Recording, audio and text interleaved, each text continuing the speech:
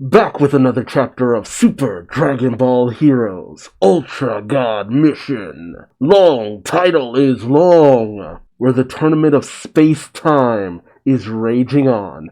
Or, as this cover tells me, the climax of the space-time tournament. You might want to get that checked out if you're climaxing already. You always want to please your partner beforehand. And the identity of the mastermind behind this is...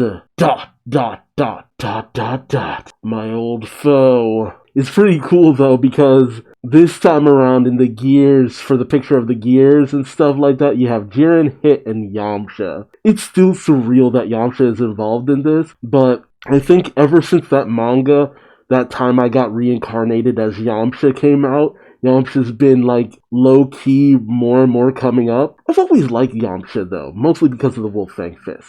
Wolfang Fist is such a cool move. I wish it was even more awesome. You also have a cover that tells you all the members of the various different teams too, which is also pretty badass. But yeah, last time the tournament started out of nowhere. We don't even know how it got up and running. We were just plunged into it. And unlike the animated version, we actually got to see some pretty decent matches. And now, Goku versus Goku. Will they actually show us the whole thing? Or will we get Goku Blue Balls yet again? Spoiler alert, it's probably Blue Balls. Super Saiyan Blue Ball. That sounds painful. I don't think I want that. Alright, let's get into it. The tournament officiant says the Super Space-Time Tournament gets into full swing, with many people dropping out in the midst of a fierce battle. Several players have already dropped out, but here are the special rules. Intruders who do not belong to any team are being sent in one after the other. Oh, intruder, Phantom Beast Hirudegan. So Hirudegan's not even on a team. He's just there to kind of mix up the combat, essentially. That's pretty cool. Oh jeez, it's General Blue. The Red Ribbon Army personnel seems to literally just be here for comedic relief. You got Team 12, Red Ribbon Army, General Blue. And Blue's just moseying through the forest as he hears tremble, tremble, shake, shake. Like, oh my, what was that? This earthquake. And then Hirudegan comes stomping through as General Blue starts yelling. General Blue just can't catch a break. Ooh, and Hirudegan just unleashes this mouth beam all within the forest area. The announcer says the contestants are getting swept up and eliminated by the rampaging intruder, Hirudegan. Ooh, and then we cut to Jiren versus Broly.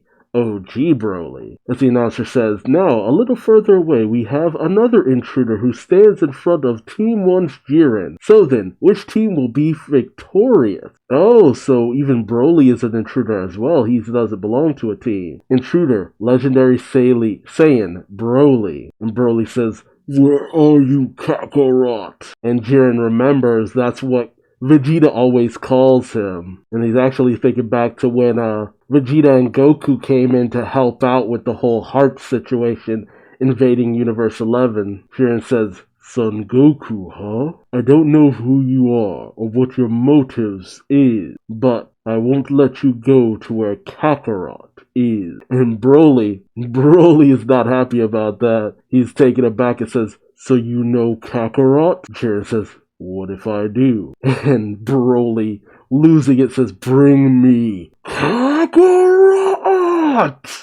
As he unleashes a wave of power. And he goes rushing at Jiren, who easily manages to dodge all of Broly's strikes. This is a pretty good matchup. Jiren goes in for a punch. Broly dodges it, prepares one of his key attacks.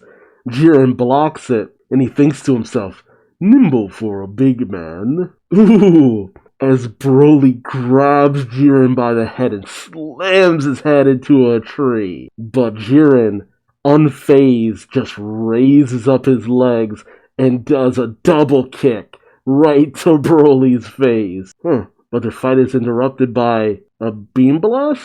Is this from Hirudegan? Oh, okay. I was caught off guard by the next page. Jiren suddenly disappears, and Broly is left in the path of the destruction. But we see that Hit managed to get Jiren out of harm's way. It is pretty cool to see those two working together. Hit tells Jiren, Just so you know, we're a team, and I'm here to help. Jiren asks Hit, what's with these flames? And Hit says matter-of-factly, there's a huge monster rampaging over there. And then Jiren claps back and says, I alone could handle those flames, and him without your help. But Hit responds, of course, but since we don't know what the organizers of this tournament want from this, perhaps it's not a good idea. You should save your strength for what lies ahead this survival battle. I would have put ahead of this survival battle, but okay. Hit tells Jiren, sync with my time skip, and Jiren goes rushing at Broly saying, do as you please, but I'll take him down anyway. As Broly emerges from the flames of Hirudegan, and as Jiren goes rushing at him, Hit performs his time skip, the time skip that Jiren can break through. And so within the time skip, Jiren delivers a flurry of blows to Broly, finishing it off with a massive uppercut that lays Broly out flat. I don't have a problem with this because Jiren is already stupid powerful. And with a tag team like that, yeah, okay, I can believe even Broly would go down. The announcer comes on and says, what? With their excellent coordination, Team 1's contestants Jiren and Hit have defeated Intruder Broly. And meanwhile, Yamcha, who before the whole situation with Broly was thrown out of harm's way by Jiren, finally lands with a thud. He gets up and says, ouch, that Jiren guy needs to calm down. Huh? And then he pulls out a mirror and looks at his face. Oh, my tooth is gone. My handsome face, not again. Only for Mecha Frieza to walk up. And honestly, Yamcha's power level by now should be above Mecha Frieza, I would have thought. Because even Krillin's around Frieza on Namek level by now. And Mecha Frieza says, ooh, an Earthling. Yamcha shocked says, what? Frieza? And it's Team 4, Emperor of the Universe, Mecha Frieza.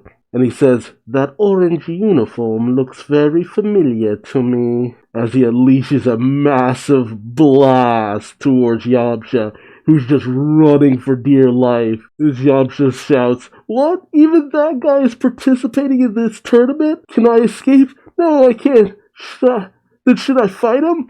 I can't!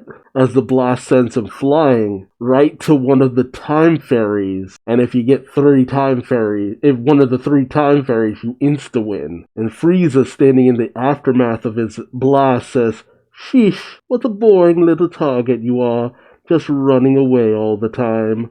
Well, I'm getting tired of it, so I'll kill you next. Only for him to notice that Yamcha is gone. Meanwhile, we have Super Goku versus Xeno Goku, and they're pretty evenly matched, dodging each other's strikes, countering them. Ooh, no. But as Goku goes in for a kick, all of a sudden he's transported right in front of Yamcha. As Yamcha says, what happened? As they only just then notice each other, and Goku follows through with his kick by accident, slamming right into Yamcha as he goes, Yamcha? That's actually hilarious, them being teleported right mid-battle. Of course, Yamcha is laid out. Vegeta appears, so do Jiren and Hit. Obviously, Vegeta was mid-punch, and then Gohan and Piccolo appear, saying, what? Glad everyone's safe, huh? Yamcha? And Gohan goes to the downed Yamcha. The announcer says, you did well. Team 1's Warriors of History. Oh no, it's not just the announcer. It's Eos, the leader of the tournament. She says, congratulations on making it through the first round. Of course, the stoic characters, Piccolo, Hit, and Jiren, look on with suspicion. Jiren says, so that's the organizer of this tournament. Vegeta shouts, answer me! Why the hell did you throw us into the jungle with no explanation? Eos responds, didn't the guide explain it all to you? But Vegeta claps back saying, I demand you explain your intention. Goku asks, we were told that if we beat all the other teams, we'd win. But we were still fighting, right? Eos explains. This tournament evaluates the fighting ability and luck of each history. One secret rule was set as a condition for winning. Oh, it was a secret rule in this version. I kind of prefer it to be fully explained, honestly, like it was in the anime. Points to the anime. That was touching the time fairy Senti, which your team did. Goku says, "Aw man, just when I was starting to have fun." Eos further explains, this rule was informed only to a few teams at random, to see if those who knew would win with their abilities, or would the luck of time be on the side of those who knew nothing. This tournament was held in order to observe their fate, and you gentlemen were blessed with great luck and achieved victory. What you're looking at here is the selection of true history. Okay. So yeah, just like in the anime version, essentially Eos is basically using this tournament to eliminate timelines she finds unsavory, unlucky, unpowerful. It's the tournament of power, but with timelines. It would actually be funny if she was just like, yeah, I got this idea from your little tournament of power. Have you guys fight and decide who will be the ultimate winner. I mean, I will admit, I don't hate the idea, especially with the way she explains it. And considering the direction that Super Dragon Ball Heroes has gone in, it makes a lot of sense that you would have something like this. There's been too much fracturing of the timelines because of the time breakers, so AS is basically just here to be like, okay, way too many timelines, gonna have to eliminate them all, but you know what? I want the best one to come out on top, so I'll hold a tournament where power and luck are the deciding factors. You know, it seems a little cheap, but at the same time, I mean, luck is a factor in any situation, so I don't hate that. And Yamcha, just like in the anime, gets the win. The whole situation between Hit, Jiren, and Broly was honestly pretty cool. Two powerhouses going at it, beat for beat, shot for shot. The whole situation with intruders wasn't bad either. Yeah, all in all, it was a pretty fun time. But tell me your thoughts in the comment section below. How did you feel about this iteration of the Space-Time Tournament? Do you like the idea of luck ultimately being one of the deciding factors?